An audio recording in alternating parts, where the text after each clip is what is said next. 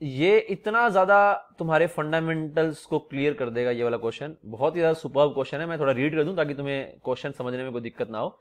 दो ऑब्जेक्ट्स दे रखे हैं, है ना, और एक का वॉल्यूम 1 है और दोनों का इक्वल है, वॉल्यूम 1 1 ही है दोनों का। एक का डेंसिटी 400 है, दूसरे का डेंसिटी 600 है, और इनके बीच का जो जो आइडेंटिकल जो पोर्शन है, मतलब जो कॉमन जो सरफेस है, उसका एरिया इन्होंने देखा 100 सेंटीमीटर स्क्वायर। ठीक है, these flat portions are glued to each other, तो ये दोनों जो है वो एक दूसरे से ग्लूड किए हुए हैं ना, चिपका रखे हैं तुमने।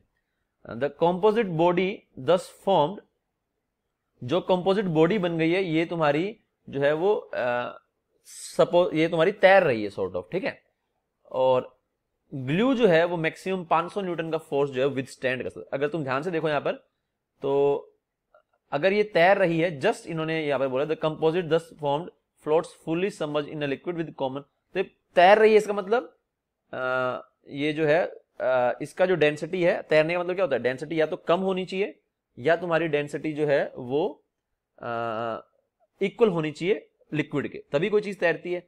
अगर डेंसिटी कम हो तो वो कुछ पार्ट उसका अबव द सरफेस रहता है, लेकिन यहां पर ऐसा नहीं है कि अबव द सरफेस है, वो फुल्ली सबमर्ज्ड है और तैर रही है। इसका मतलब कि दोनों का जो डेंसिटी है वो मिला करके यहां पर हमारा कितना बन रहा होगा, दोनों का डेंसिटी हमारा मिला करके यहां पे बन रहा होगा लिक्विड की डेंसिटी के बराबर, एवरेज जो दोनों का डेंसिटी है। अब एक का डेंसिटी 400, एक का डेंसिटी 600 है, तो अगर दोनों का वॉल्यूम सेम है तो यहाँ पे हम एवरेज डेंसिटी निकाल पाएंगे, वो मैं बताऊंगा तुम्हें कैसे निकालेंगे हम। तो लिक्विड का डेंसिटी कहीं बीच में आएगा 400 600 के बीच में। ठीक है, सॉर्ट ऑफ ऐसी कहानी है। ये तुम बात समझ पा रहे हो पूरी पूरी, ये वाली पूरी पूरी बात, क्वेश्चन को ठीक से समझना जरा। अगर क्वेश्चन ठीक से समझा ही नहीं तो आंसर आने का सवाल ही पैदा नहीं होता। एक का जो डेंसिटी है वो 400 है, दूसरे का डेंसिटी 600 है, और ये दोनों जो हैं चिपका रखे हैं, और ये दोनों सबमर्ज्ड हैं और फ्लोट कर रहे हैं। तो अगर फुल्ली सबमर्ज कोई चीज फ्लोट करती है वो तभी फ्लोट करती है जब उसका एवरेज डेंसिटी लिक्विड की डेंसिटी के बराबर होता है। तो यहां पर यानी कि रो 1 और रो 2 का एवरेज डेंसिटी हम जानते हैं बीच में लाई करेगा 400 600 के बीच में, तो लिक्विड का जो डेंसिटी है वो 400 से 600 के बीच में आएगा। अगर वॉल्यूम बराबर है तो एक्जैक्टली बीच में आता है, वॉल्यूम अलग अलग होंगे तो हमारा डिपेंडिंग अपॉन किसका वॉल्यूम ज्यादा है उसके आसपास वो रह सकता है। ठीक है, तो यहां पर हम बोलेंगे कि लिक्विड डेंसिटी 500 निकल गया है, मैं तुम्हें बता भी दूंगा कैसे निकल करके आएगा, उसी कोई दिक्कत नहीं है।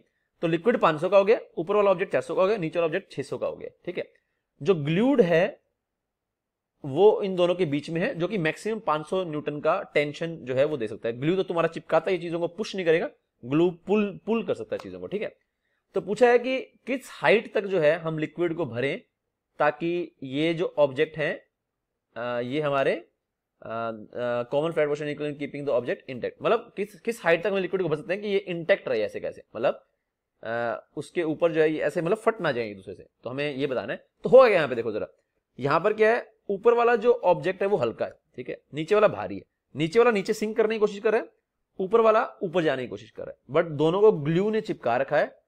अब ये ग्लू की औकात है, ये कितना झेल सकता है, ठीक है, वो 500 ही झेल सकता है, उतनी ही उसकी औकात है, उसके बाद जो है वो फट जाएगा। तो इसने पूछा है किस हाइट तक हम जो है यहां पर इस लिक्विड को भरें, और हाइट हमें दे रखी है कि जो दोनों की कॉमन सरफेस है वहां से हमें हाइट दे रखी है, किस हाइट तक हम इस लिक्विड को भरें कि ये हमारे जो है वो सॉर्ट ऑफ फॉल अपार्ट ना करें। ठीक है, ये तुमसे बेसिकली क्वेश्चन पूछा गया।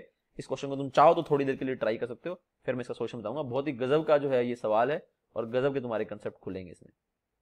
इस क्वेश्चन को सोल्व करने से पहले मैं तुम्हें कुछ ऐसे कंसेप्ट बताऊंगा जिनको सुन करके तुम्हारे थोड़े से रोंगटे जो है वो खड़े हो जाएंगे। ठीक है, और वो कंसेप्ट्स क्या हैं, वो है आर्किमिडीज प्रिंसिपल के बारे में कंसेप्ट। तो आर्किमिडीज प्रिंसिपल बच्चों, कोई आमतौर पर हम क्या बोलते हैं आर्किमिडीज प्रिंसिपल को, कि आर्किमिडीज प्रिंसिपल क्या है, कि जो बाइंड फोर्स है वो लिक्विड डिस्प्लेस्ड के वेट के बराबर लगता है। बट आर्किमिडीज प्रिंसिपल तुम्हारा तभी वैलिड होता है जब जो है ये पूरा पूरा लिक्विड अगर अंदर सबमर्ज्ड है, तो पूरा पूरा लिक्विड जो है, पूरी पूरी जो ऑब्जेक्ट है वो लिक्विड से सराउंडेड होनी चाहिए। हर केस में आर्किमिडीज प्रिंसिपल तुम्हारा नहीं लगेगा। तो हम आमतौर पर जो आर्किमिडीज प्रिंसिपल का डेरिवेशन भी करते हैं, हम देखो क्या बोलते हैं कि हम ये बोलते हैं यहाँ पर कि अगर मैंने यहाँ पर लेट्स से ये बीकर ले लिया, इसके अंदर ये लिक्विड है और यहाँ पर मैंने एक ऑब्जेक्ट जो है वो रख लिया है। ठीक है, अगर मैंने ये ऑब्जेक्ट रख लिया है तो ऊपर से प्रेशर लग रहा है, प्रेशर कम है, नीचे से प्रेशर लग रहा है, प्रेशर अधिक है, तो प्रेशर डिफरेंस के कारण जो फोर्स आ रहा है वो नेट अपवर्ड डायरेक्शन में, क्योंकि नीचे वाला प्रेशर ज्यादा है। तो इसी को हम जो है वो बोलते हैं कि ये बाइंड फोर्स है, और इसका जो वैल्यू है वो वेट ऑफ लिक्विड डिस्प्लेस के बराबर होता है। ठीक है, बट सपोज करो अगर मैं कोई ऐसा सिनेरियो ले लूं कि मैंने ये बीकर लिया और ये बिल्कुल स्मूथ है, ठीक है। एक सेकंड जरा, ये मैंने बीकर लिया और ये बिल्कुल स्मूथ है नीचे से, ठीक है। और इसमें एक लिक्विड है और मैंने एक ब्लॉक रख दिया बिल्कुल नीचे यहां पर, और ये परफेक्टली स्मूथ ब्लॉक है, यानी इन दोनों के बीच में लिक्विड जो है वो एंटर नहीं कर सकता है, ठीक है। ऐसा हम यहाँ पर मे बी कोई एक्सपेरिमेंटली अगर हम लेना चाहें तो ऐसे प्रैक्टिकली थोड़ा मुश्किल होगा, तो मे बी वो आते हैं ना, कई चीजें ऐसी आती हैं जो प्लास्टिक की सी होती हैं, उनको तुम चिपकाओ तो वो सक्शन वाली सी जो होती है ना, वो चिपक सी जाती है, सॉर्ट ऑफ कुछ वैसा ही तुम यहाँ पर केस ले सकते हो, ठीक है। अब मैंने यहाँ पर आइडियलाइज सिनेरियो ले लिया है कि जो ब्लॉक और इस बीकर का जो सरफेस है उसके बीच में जो है वो कोई भी यहां पर जो है वो गैप नहीं है, लिक्विड जो है यहां से सीप इन नहीं कर पा रहा।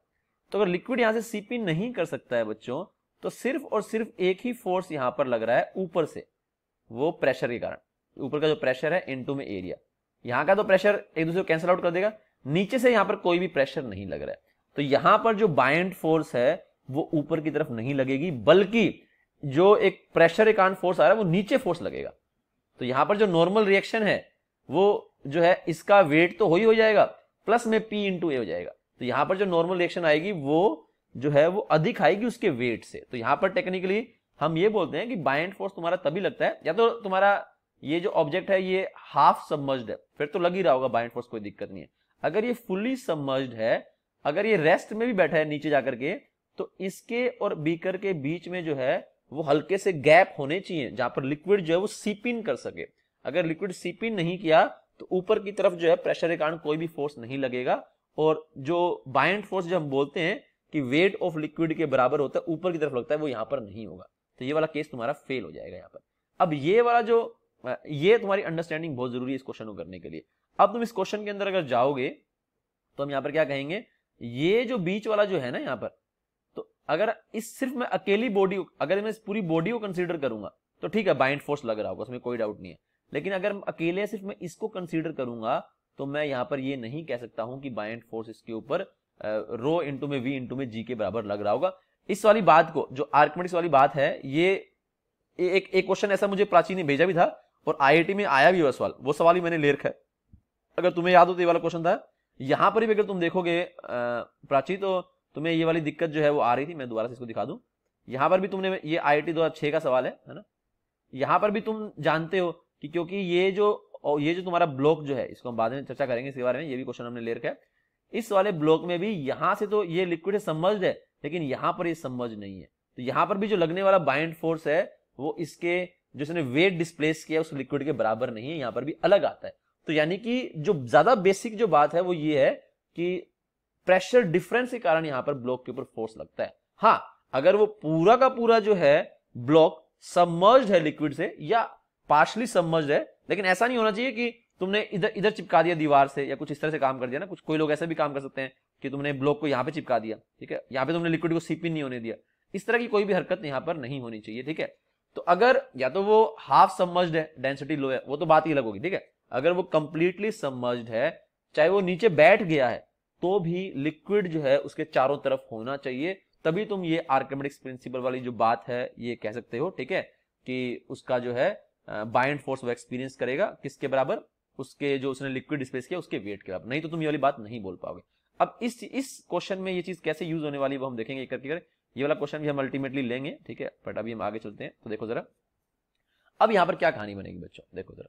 अब मैं बनाता हूं इसका फ्री बॉडी डायग्राम, ये मैंने यहां पर इसका बना दिया, ये इस वाले का मैं फ्री बॉडी डायग्राम बना रहा हूं, ठीक है, ये मैंने इसका फ्री बॉडी डायग्राम बना दिया, इसने मेरे को सरफेस दे दिया। अब यहां पर अगर तुम देखोगे तो कौन कौन से फोर्सेस लग रहे होंगे बच्चों, एक लग रहा होगा mg का, कोई दो राय नहीं है इसके अंदर, mg का फोर्स लग रहा होगा, ठीक है। एक हमारा यहां पर कैसा फोर्स लग रहा होगा, एक हमारा लग रहा होगा ऊपर से प्रेशर के कारण, है ना भाई, यहां पे तो कोई प्रेशर फोर्स नहीं आएगा। अब ध्यान रखना यहां पर, अब मैं बाइंड फोर्स में जा ही नहीं रहा हूं, बाइंड फोर्स गई भाड़ में, हम क्या कर रहे हैं यहां पर प्रेशर के कारण फोर्स लिख रहे हैं। तो एक लग रहा होगा ऊपर जो प्रेशर के कारण फोर्स है नीचे की तरफ लग रहा होगा, ठीक है, उसको तुम मे भी मान सकते हो, कितना मान सकते हो, एफ ड्यू टू प्रेशर, क्या लिखूं मैं इसको, एफ पी लिख दूं या क्या लिख दूं इसको, F1 लिख दूं, F1 लिख देता हूं, चलो, ये ऊपर वाले के कारण लग रहा होगा, ठीक है। अब यहां पर, ठीक है, ये वाली बात हमें समझ आ गई। और कोई फोर्स लग रहा होगा यहां पर, एक हमारा टेंशन लग रहा होगा यहां पर, है ना, अगर ये ऊपर जाने की कोशिश कर रहा है, क्योंकि अगर ये ऊपर जाने की कोशिश कर रहा है, नीचे वाला इसको पकड़ रहा है, तो एक उनके बीच में जो ग्लू है उसका टेंशन भी आएगा। ठीक है, टेंशन तो आएगा ही आएगा, क्योंकि तभी तो इसने पूछा है कि कितनी हाइट तक हम इसको रेज करें कि वो जस्ट अपार्ट होने की कंडीशन में आ जाए या फिर अपार्ट ना हो। उसका मतलब क्वेश्चन पूछने का सेंस यही है। उसने बोला है कि मिनिमम डेप्थ जो है कितना इसको भरे कि कॉमन फ्लैट पोर्शन जो है वो इक्विलिब्रियम में रहे, ऑब्जेक्ट जो है वो इंटैक्ट रहे, मतलब दूर ना भागे। तो मतलब क्रिटिकल कंडीशन में हमें काम करना है कि हाइट इतना हो कि वो जस्ट छूटने वाले हैं। तो अगर छूटने वाले तो ग्लू तो अपना पूरा जोर लगा रहा होगा ना उसको बांधे रखने के लिए। तो टेंशन जो है वो ऊपर वाले ब्लॉक पर, जिसमें मैं यहाँ पर 1 की बात कर रहा हूँ, ये ब्लॉक ए है मेरा, ठीक है। तो ये हम 1 की बात कर रहे हैं यहाँ पर, ब्लॉक 1 की। तो टेंशन नीचे होगा, नीचे वाले पे जाहिर सी बात है ऊपर होगा। ठीक है, ये 3 यहाँ पर हमारे फोर्सेस आ रहे होंगे। ठीक है, अब यहाँ पर हम फंस जाएंगे। कैसे फंस जाएंगे हम यहाँ पर कि mg का वैल्यू लिख पाएंगे। टेंशन भी हम जानते हैं मैक्सिमम कितनी हो सकती है 500, और क्रिटिकल में तो मैक्सिमम लगेगी, वो भी अंडरस्टूड ही है। ठीक है, लेकिन F1 को हम कैसे लिखें यहाँ पर? F1 तो हम फंस गए यहाँ पर, क्योंकि अगर तुम देखोगे तो ये कोई सिलेंडर भी नहीं है। अगर ये कोई सिलेंडर वगैरह होता, कुछ इस तरह से होता, क्यूब वगैरह कुछ होता, तो हम इस फोर्स को शायद लिख भी पाते, क्योंकि ना तो रो जी में भी अगर हमें हाइट दे रखा होता है, यहाँ पे सिलेंडर का हाइट L है ना, ऐसा कुछ सिलेंडर दे रखा होता, तो रो जी H माइनस L इंटू में एरिया करते कुछ कर पाते। लेकिन ये तो हमें बड़ा आर्बिट्री इसने दे दिए, है ना। अब हम यहाँ पर देखो एक बड़ा ही अच्छा दिमाग लगाने वाले हैं। ठीक है, तो अब हम इस F1 फोर्स को लिख तो नहीं पा रहे, तो हम एक काम करते हैं, थोड़ा सा यहाँ पे चीजों को मैनिपुलेट करेंगे जिससे हम इस F1 का वैल्यू निकाल सकें। कैसे करेंगे देखो जरा। तो मैंने यहाँ पर जो है ये इसको दोबारा से बनाया। ठीक है, अब थोड़ा शेप दूसरा बन गया, लेकिन है यही। ठीक है, अब यहाँ पर ये तीनों फोर्सेस तो हमारे लगी रहेंगे। F1 भी लग रहा होगा हमारा, यहाँ पर हमारा टेंशन भी लग रहा होगा, और यहाँ पर हमारा mg भी लग रहा होगा। मैंने बोला कि लेट से भाई अगर सपोज करो ये रो2 ना होता, है ना, ये नीचे वाला अगर ना होता तो यहां पर भी लिक्विड होता और यहां पर भी प्रेशर के कारण एक फोर्स लगता है F2 का। फिर हम ये कह सकते हैं कि F2 माइनस F1 जो है वो बाइंड फोर्स के बराबर होता अगर यहां पर एक लिक्विड होता। ये वाली बात समझने की कोशिश करना। ये अब मैं ये किस लिए कर रहा हूं मैं, ये हम F1 का वैल्यू निकालने के लिए कर रहे हैं। F1 का वैल्यू हम डायरेक्टली नहीं निकाल पाएंगे क्योंकि आर्बिट्री शेप है, यहां पर हम इंटीग्रेशन से सोल्व नहीं कर सकते। अगर कोई शेप तुम्हारा स्फेरिकल वगैरह होता तो मे बी मैं इंटीग्रेशन का भी इस्तेमाल करके इसको कर पाता, लेकिन ये तो आर्बिट्री शेप दे दिया।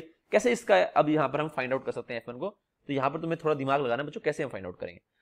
अगर सपोज करो तुम्हारा यहां पर जो है लिक्विड होता, है ना भाई, देखो अगर मैं बाइंड फोर्स की बात करूं इसके ऊपर, जो हमारा ये वाला जो ऑब्जेक्ट है इसके और बाइंड फोर्स कैसे आएगा, ऊपर से आएगा, ऐसे आएगा, ऐसे आएगा, ऐसे आएगा, ऐसे आएगा, ऐसे आएगा, ऐसे आएगा, ऐसे आएगा, ऐसे आएगा, और ये जो कॉमन सरफेस है यहां से भी आता। जो कॉमन सरफेस है अब नहीं आ रहा, कॉमन सरफेस है अब तो नहीं आ रहा ना कॉमन सरफेस, क्योंकि मैंने अभी तुम्हें बताया है कि अगर नीचे लिक्विड नहीं है, अगर तुमने ग्लू लगा दिया है तो वहां पे लिक्विड सीप इन नहीं कर रहा है। अगर लिक्विड सीप इन नहीं कर रहा है तो कोई प्रेशर का फोर्स नहीं आएगा।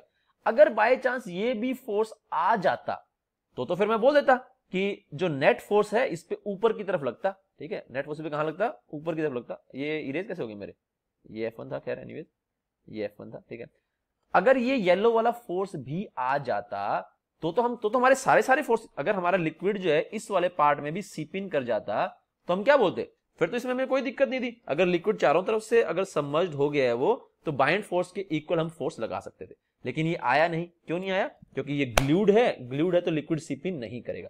तो हमने बोल दिया कि लेट से अगर मैं लगा दूं इस फोर्स को, है ना, ये F2 क्या हो गया, ये कॉन्टेक्ट वाले जो ये जो येलो वाला जो कॉन्टेक्ट है ना, इसके ऊपर अगर पानी होता तो कितना फोर्स लगता, ये वो है। लेकिन ये है नहीं यहां पर, तो ये लग नहीं रहा है। ठीक है, तो हम कर क्यों रहे हैं, क्योंकि हम F1 को कैलकुलेट करने के लिए कर रहे हैं, नहीं तो हम F1 को कैलकुलेट नहीं कर पाएंगे। देखना जरा कैसे कैलकुलेट करें यहाँ पर हम इसको। तो ये यहाँ पर मैंने क्या किया, यहाँ पर सॉरी टाइम रन आउट हो रहे हैं, खैर एनीवेज।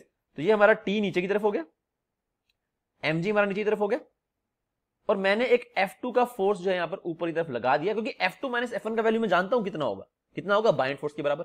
क्यों, क्योंकि F2 फोर्स लेने का मतलब ही क्या हुआ कि यहाँ पे लिक्विड आया हुआ है, और यहाँ पे लिक्विड आने का मतलब क्या हुआ कि ये पूरा जो है वो लिक्विड से सराउंडेड है। और अगर पूरा लिक्विड से सराउंडेड है तो तुम आर्किमिडीज प्रिंसिपल यानी कि वो बोल सकते हो कि वेट ऑफ लिक्विड डिस्प्लेस के बराबर यहाँ पर बाइंड फोर्स ऊपर की तरफ लगेगा। लेकिन ये F2 फोर्स है तो नहीं यहाँ पर, तो हमने जबरदस्ती बनाया है यहाँ पर कैलकुलेशन मैनेज करने के लिए। तो एक हमारा F2 फोर्स हमें नीचे भी लगाना पड़ेगा। ये वाली बात अंडरस्टैंड करना, बड़ी ही क्रिटिकल बात है ये। F2 तुमने ऊपर लगाया है लेकिन F2 है नहीं, तो तुमने ऊपर क्यों लगाया, क्योंकि तुम्हें F2 माइनस F1 का वैल्यू मालूम है, तो इसलिए तुमने लगा दिया। फिर तुमने बोला कि अगर मैंने जबरदस्ती फोर्स लगाया है ये, तो मुझे एक जबरदस्ती लगाना पड़ेगा। ये बिल्कुल वैसी बात है, हम करते हैं ना जैसे इक्वेशन में करते हैं x is equal to y, तो मैंने इसको 2 से डिवाइड किया, इसको मैंने 2 से डिवाइड कर दिया ना, सॉर्ट ऑफ वैसे करते हैं। या x ये a स्क्वायर प्लस में b स्क्वायर है और यहाँ पे हम बोलते हैं कुछ भी नहीं है, तो मैंने +2ab कर दिया और माइनस भी 2ab कर दिया ना, फिर हम ऐसे करते हैं। तो सेम कहानी यहाँ पर है, मैंने एक प्लस कर दिया एक माइनस कर दिया, ठीक है, जो हम मैथमेटिक्स में करते हैं कुछ वैसी ही कहानी यहाँ पर है।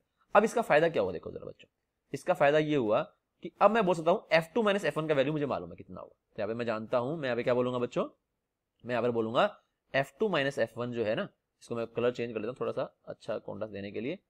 f2 - f1 जो है वो हमारा होगा बाइंड फोर्स के बराबर, और वो कितना होगा, रो ऑफ लिक्विड इनटू में वॉल्यूम इनटू में जी। पूरा समझ ले तो वॉल्यूम ऑफ ऑब्जेक्ट आ जाएगा यहाँ पे।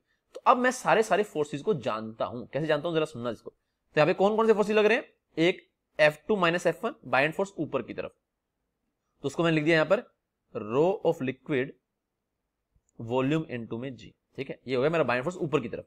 और कौन कौन से फोर्स लग रहे हैं, इज इक्वल टू नीचे का फोर्स है टेंशन, ठीक है, थोड़ा इसको इधर कर दें, प्लस में mg, mg यहां पर हम लिख सकते हैं, चलो एक बार mg लिख देता हूं यहां पर mg, और प्लस में f2, ठीक है। अब देखो जरा यहां पर रो LVG तो हमारा वैसे का वैसे रहेगा, रो LVG कोई दिक्कत नहीं है। टेंशन का वैल्यू हम जानते हैं कि क्रिटिकल कंडीशन में मैक्सिमम होगा जो कि 500 है ना, जब ये बिल्कुल फटने वाले होंगे तो टेंशन ग्लू पूरी कोशिश कर रहा होगा तो मैक्सिमम यहां पर फोर्स लग रहा होगा, जो कि हमें इसने 500 दे रखा है। यहाँ पे तुम देखो तो टेंशन हमें दे रखा है 500, तो मैंने 500 यहां पर लगा दिया, ठीक है।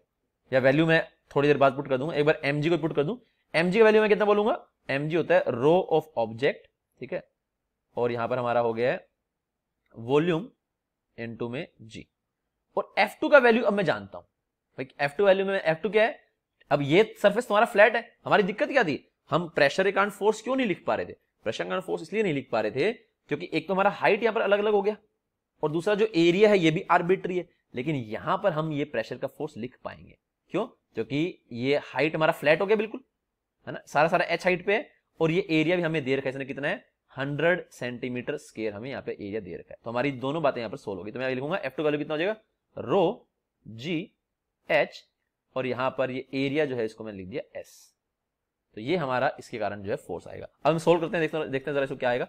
पहले हमें क्या निकालना पड़ेगा बच्चों, यहाँ पे हमें निकालना पड़ेगा रो ऑफ लिक्विड, हमें निकालना पड़ेगा, जो कि हम बड़ी आसानी से निकाल सकते हैं। रो ऑफ लिक्विड हम कैसे निकालेंगे, अगर मैं तुम्हें यहाँ पे बताऊं तो हम जानते हैं कि जो एवरेज डेंसिटी होता है, रो एवरेज, है ना, अब ये हम सीधा ही बोल सकते हैं यहाँ पर कि इन दोनों का जो एवरेज डेंसिटी है वो लिक्विड की डेंसिटी के बराबर होगा। तो इन दोनों का अगर मैं एवरेज डेंसिटी निकालूं, है ना, हम ये बोल सकते हैं ना, अगर कोई चीज जो है वो जस्ट फ्लोट कर रही है, यानी कि डूबी भी नहीं है और बाहर भी नहीं है, कोई पोर्शन सबमर्ज्ड है पूरी की पूरी, तो उसका जो एवरेज डेंसिटी है that should be equal to liquid.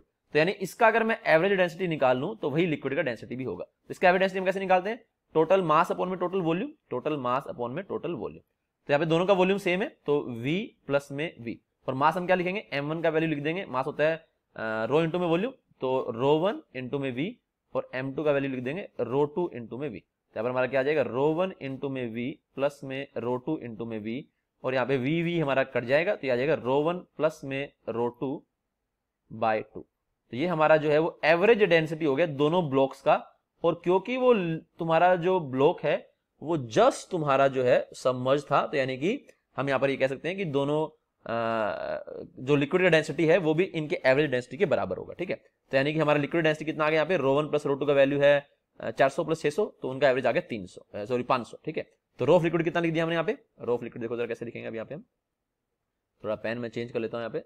तो रो ऑफ लिक्विड हमने लिख दिया यहाँ पर 500, वॉल्यूम दोनों का बराबर है 1, इंटू में जी है 10, टेंशन का वैल्यू यहाँ पर हमने ले लिया 500। अच्छा, आधे लोग बोलेंगे सर आपने एटमॉस्फेरिक प्रेशर क्यों नहीं लिया, तो इसका जो आंसर है उसके अंदर उन्होंने एटमॉस्फेरिक प्रेशर को कंसीडर नहीं किया। टेक्निकली हमें उसको भी कंसीडर करना चाहिए था, ठीक है, बट उसको उन्होंने कंसीडर नहीं किया। तो अगर उसको कंसीडर करते तो यहाँ पे हम क्या लिखते हैं, P0 प्लस रो जीएस लिखते, बाकी तो कोई चेंज नहीं आता, बाइंड फोर्स में कोई चेंज नहीं आता, सिर्फ इस वाले में F2 वाली जो टर्म है उसमें हमारा चेंज आता, ठीक है। खैर एनीवेज, तो 500 इंटू में 1 इंटू में 10, टेंशन का वैल्यू हो गया 500, रो ऑफ ऑब्जेक्ट, अब ऑब्जेक्ट कौन सी है, ऊपर वाले कितना है 400, वॉल्यूम 1 इंटू में जी, तो जी का वैल्यू हमारा हो गया 10, यहाँ पर रो, और यहाँ पर रो क्या होता है, रो ऑफ लिक्विड होता है, तो रो ऑफ लिक्विड कितना है हमारा अगेन 500, जी 10, और हाइट यहाँ पर हमारा हो गया है निकालना है, और एस हमारा 100 सेंटीमीटर स्क्वायर है, तो इसको हम कितना लिख पाएंगे बच्चों, 100 इंटू में 10 की पावर -4, तो बेसिकली बनेगा हमारा 10 की पावर -2 बन जाएगा, ठीक है, समझ पा रहे हैं ना, 100 इंटू 10 की पावर -4 110 के बाद -2 बन जाएगा। तो यहाँ पे कितना आ गया 5000 और 500 ये हो गया शायद 4000, तो 4500 और यहाँ पर हो गया ये 500 से कट गया है ना, ये 20 50H हो गया। ठीक है, तो यहां से अगर हम देखेंगे बच्चों 4500 में से 5000 में से 45 गए 500, 500 इज इक्वल टू 50H है ना, तो H का वैल्यू कितना आ गया 500 बाय 50 यानी कि 10 मीटर। तो 10 मीटर हमारा यहाँ पर H का वैल्यू आ गया। ठीक है, ऑप्शंस मैंने नहीं लिए हैं, शायद ऑप्शन थे भी नहीं, शायद सब्जेक्टिव क्वेश्चन था, तो इसका आंसर जो है वो 10 मीटर ही है। तो होपफुली तुम्हें पूरी बात जो है वो समझ में आई होगी। अगर मैं हल्का सा इसको रिपीट करूं फिर से, थोड़ा सा हमारे पास समय है तो मैं दोबारा रिपीट करता हूं बच्चों। सवाल क्या था, बड़ा ही इंटरेस्टिंग जो है ये सवाल है और इसमें हमने आर्किमेटिक्स को बहुत ही डिटेल में जाना है। मैं दोबारा रिपीट करता हूं, हमारी यहाँ पर कहानी क्या थी, फिर तुम बताना मुझे कोई दिक्कत हो तो। ये हमें दोनों ऑब्जेक्ट दे रखे थे बच्चों, बोल रखा था कि ये जस्ट जो है ये फ्लोट कर रहे हैं। ठीक है, यानी कि सबमर्ज्ड है लेकिन अंदर डूबे नहीं है। इसका मतलब दोनों का जो average density that must be equal to the density of liquid. तो हमने दोनों का एवरेज डेंसिटी कैसे निकाला, टोटल मास अपॉन में टोटल वॉल्यूम करके हमने निकाल लिया। तो दोनों का जो एवरेज डेंसिटी है, क्योंकि वॉल्यूम इक्वल था तो दोनों का मीन ही आ गया, तो 486 कितना आ गया 500 आ गया। तो यानी लिक्विड का डेंसिटी 500 यहाँ पर हमारा निकल करके आ गया। ठीक है, उसके बाद हम यहाँ पर क्या कहेंगे, अब हमसे क्वेश्चन ये पूछा गया था कि किस हाइट के लिए जो है ये हमारे दोनों जो है जस्ट सेपरेट होने की कंडीशन में आ जाएंगे, या उसने बोला कि जस्ट इंटैक्ट रहे, मतलब बात एक ही क्रिटिकल कंडीशन की वो बात कर रहा है। हमने इस वाली ऑब्जेक्ट को कंसीडर किया, हम सेकंड ऑब्जेक्ट को भी कंसीडर कर सकते हैं, कोई दिक्कत नहीं है सच। ठीक है, हमने बोला एक फोर्स लग रहा है, अब हमने बोला कि इस पे बाइंड फोर्स नहीं लगाएंगे। क्यों नहीं लगाएंगे, क्योंकि यहां से जो है ये ग्लूड है और ग्लूड बाइंड फोर्स हम तभी लगाते हैं। बाइंड फोर्स कौन सा, बाइंड फोर्स तो लगता है लेकिन वो वाला जो बाइंड फोर्स है वेट ऑफ लिक्विड डिस्प्लेस, वो हम तभी लगाते हैं जब पूरा का पूरा ऑब्जेक्ट जो है वो लिक्विड से सराउंडेड हो। अगर वो सबमर्ज है, अगर पार्शली सबमर्ज है तो कोई दिक्कत नहीं है, आधा एटमॉस्फेयर से एक्सपोज रहेगा तब भी हम लगा सकते हैं। ठीक है, तो यहां पर हमने बोला क्योंकि ये पूरा सराउंडेड नहीं है तो यहां पर हम बाइंड फोर्स ऐसा नहीं लगा सकते हैं। ठीक है, तो यहां पर हमने बोला बच्चों कि एक F1 फोर्स आ रहा होगा ऊपर से ना डाउनवर्ड डायरेक्शन में। ठीक है, साइड में भी आ रहा होगा वॉल्स में, लेकिन वो तो कैंसिल आउट हो जाएगा। ठीक है, और हमने एक बोला टेंशन आ रहा होगा क्योंकि वो जब ये दूर जा रहे होंगे तो ग्लू भी यहां पर जो है वो नीचे की तरफ एक्ट कर रहा होगा। एक हमने बोल दिया इसका वेट आ रहा होगा। ठीक है, फिर हमने बोला अब इस F1 का वैल्यू निकालना नामुमकिन है क्योंकि शेप आर्बिट्री दे दिया हमें, और ऊपर से जो है अगर कोई सिलेंडर वगैरह होता, कोई स्फीयर वगैरह होता तो हम मे भी सोच पाते है ना कि कुछ इंटीग्रेशन से हम निकाल लेते हैं, लेकिन यहां पर इसको निकालना अब संभव ही नहीं है। तो हमने एक ट्रिक लगाई, हमने बोला कौन सा फोर्स मिसिंग है, अगर उसको लगा दूं तो बाइंड फोर्स लग जाता। हमने बोला जो कॉमन जो इनका एरिया है ना, जो कॉमन एरिया है इनका, अगर यहां से हमारा फोर्स जो है वो मिल जाता, हमें कॉमन एरिया से अगर हमें फोर्स मिल जाता तो फिर हमारे सारे फोर्सेस पूरे हो जाते और फिर हम बोलते हैं कि बाइंड फोर्स अब लगेगा। तो हमने बोला कि चलो मैं लगा देता हूं कॉमन से, तो मैंने कॉमन से F2 ऊपर की तरफ लगा दिया जो एक्चुअल में लगना होता। ठीक है, अगर हम यहाँ इस हाइट पर होते तो प्रेशर होता ρgh और ये एरिया हमें ए दे रखा है, इतना हमारा प्रेशर फोर्स ऊपर की तरफ होता, लेकिन हमने बोला अब लगेगा नहीं क्योंकि यहाँ पर लिक्विड सीपी नहीं किया है, तो मैंने उतना ही ऊपर लगाया उतना ही नीचे भी लगा दिया, प्लस माइनस एक्स मैंने वहां पर कर दिया। अब प्लस माइनस एक्स करने का फायदा हुआ इस पूरे टर्म का मुझे वैल्यू मालूम पड़ गया और F2 निकालने में मुझे दिक्कत नहीं थी। जो F1 में जो दिक्कत है वो F2 में नहीं है। क्यों नहीं है जो F2 में दिक्कत, क्योंकि F2 वाला जहां पर F2 जो फोर्स लग रहा है वो एरिया फ्लैट है और उस एरिया हमें वैल्यू मालूम है। ठीक है, F1 में दिक्कत क्या थी, एक तो वो एरिया ही मालूम नहीं है कितना है, ठीक है, शेप भी उसकी कुछ अजीब सी है, और ऊपर से जो हाइट है वो हर एक सरफेस की अलग अलग है। यहाँ पर जो S एरिया है उसके पूरे की हाइट सेम है और वो फ्लैट है, तो यहाँ पर हमें F2 माइनस F1 भी मिल गया है ना बाइंड फोर्स, और हमें T मालूम था, हमें mg मालूम था और हमें F2 का एक्सप्रेशन मालूम था H के फॉर्म में। तो यहाँ पर हमने इसको इक्वेट किया तो हमने आसानी से यहाँ पर आंसर जो है प्राप्त कर लिया। किसी भी तरह का डाउट है तो तुम पूछ सकते हो मेरे से, नहीं तो हम इसमें फिर आगे बढ़े। देखो इस क्वेश्चन में तुम ये भी बोल सकते हो कि सर थोड़ा सा ये मुश्किल हो गया है, हम होता है हमें जेई में काम ना आए, है ना, लेकिन ये टेक्निकली इससे तुमने बहुत सारी बातें सीखी है यार। कितनी बातें तुमने सीखी हैं कि आर्किमिडीज भाई इतना वो नहीं है। जैसे IIT में देखो ये वाला सवाल आया हुआ है, अब IIT में ये वाला सवाल जब तक आया हुआ है तब तक तुम इस वाली बात को, अगर तुम यहाँ पर भी क्या करोगे, बाइंड फोर्स लगा रहे हो रो इंटू में वॉल्यूम इंटू में जी, है ना, वेट ऑफ लिक्विड, तुम फंस गए। क्योंकि यहाँ पर अब तुम क्या बोलोगे कि भाई मैं यहाँ पर नहीं लगाऊंगा क्योंकि ये पूरा डूबा हुआ है लेकिन पूरा पानी में सबमर्ज नहीं है। अगर तुम यहाँ पर देखोगे ना तो ये कंसेप्ट की बात है यहाँ पर कि कंसेप्ट तुमने सीखा है, ये पूरा तुम्हारा अगर तुम देख पा रहे हो तो ये तुम्हारा सबमर्ज नहीं है पानी में, तो बाइंड फोर्स हम कैसे नहीं लगाएंगे यहाँ पर। बाइंड फोर्स हम लिक्विड का जो डिस्प्लेस उसका वेट के बराबर नहीं लगाएंगे, हम क्या करेंगे ऊपर से प्रेशर के कारण लगाएंगे और नीचे से प्रेशर के कारण लगाएंगे। ठीक है, उसको हम बोलेंगे नेट बाइंड फोर्स निकल करके आ रहा है। तो ये वाली बात हमने कहां से सीखी, हमने यहीं से सीखी। अब सवाल रहा इस पर्टिकुलर क्वेश्चन के सॉल्यूशन का, तो वो तुम्हें क्योंकि तुमने पहली बार सीखा है तो थोड़ा सा तुम्हें शायद मुश्किल लग रहा होगा ना, तो लेकिन ऐसा ही मैं एक क्वेश्चन और दे देता हूं तो तुम्हारा ये कंसेप्ट जो है पक जाएगा। बिल्कुल सेम ऐसा ही क्वेश्चन है, ठीक है, बस उसमें थोड़ा सा चीज अलग है। तो उस क्वेश्चन को हम लेते हैं और देखते हैं कि तुम्हें ये चीज समझ में आई है कि नहीं आई, तुम इसको अप्लाई कर सकते हो कि नहीं कर सकते हो, ठीक है। वैसे भी हमें इस क्वेश्चन से सीखने को तो ऑलरेडी पहले ही बहुत कुछ मिल चुका है। हाँ, अगर हमें कुछ इसको अप्लाई भी करना आ जाए इस पर्टिकुलर क्वेश्चन में तो और भी अच्छी बात हो जाएगी, ठीक है। मैं क्वेश्चन देता हूं, उसको तुम ट्राई करना।